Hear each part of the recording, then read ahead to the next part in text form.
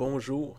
Le lectionnaire de cette semaine nous offre un texte de l'Évangile selon Marc, où c'est au moment où que les disciples reviennent d'une espèce de voyage, de mission, ils reviennent auprès de Jésus et ils ont plein d'histoires à raconter, plein de choses à partager. Puis il y a beaucoup d'activités et il y a beaucoup de monde aussi autour d'eux. Et jusqu'au point où ils essayent d'aller à quelque part d'autre pour se reposer, pour se retirer, pour se recentrer. Puis là, ils arrivent à quelque part d'autre. Il y a encore du monde. Ça lâchait pas. Il arrive un moment où Jésus arrive à une place. Le texte semble nous montrer qu'il est fatigué, mais il voit les gens. Et il y a de la compassion pour eux, puis il les voit comme si c'était des brebis à la recherche d'un berger qui avait besoin d'un berger. Cette idée-là des gens comme les brebis et les leaders comme un berger, c'est un thème qui est présent à travers toute la Bible.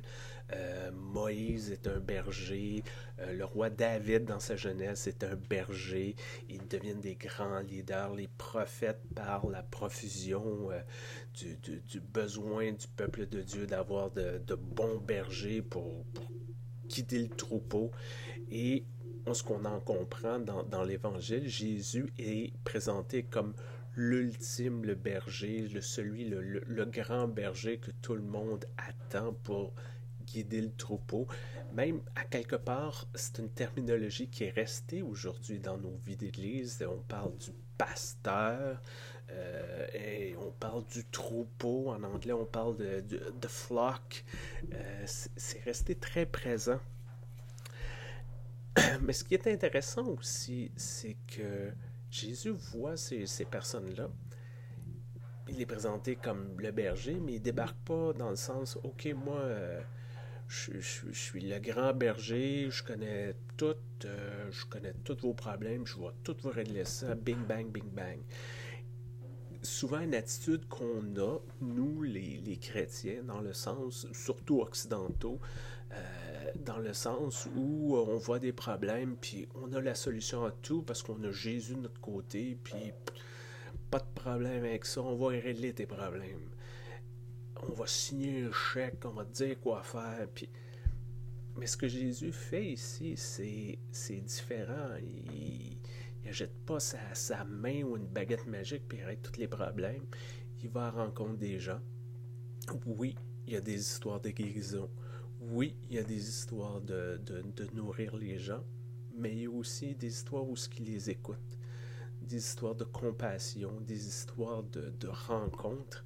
Et c'est ça aussi, être un bon berger, d'être un bon leader, d'être un bon dirigeant, peu importe que ce soit religieux, que ce soit dans le monde de l'entreprise, d'un OSBL, peu importe. Lorsqu'on a un rôle de leadership, c'est pas nécessairement débarquer et dire on va solutionner tout, puis on va tout régler, puis après moi le déluge. C'est à quelque part ce qu'on voit de Jésus, c'est qu'il va auprès des gens et il se sent touché par ce qu'il voit.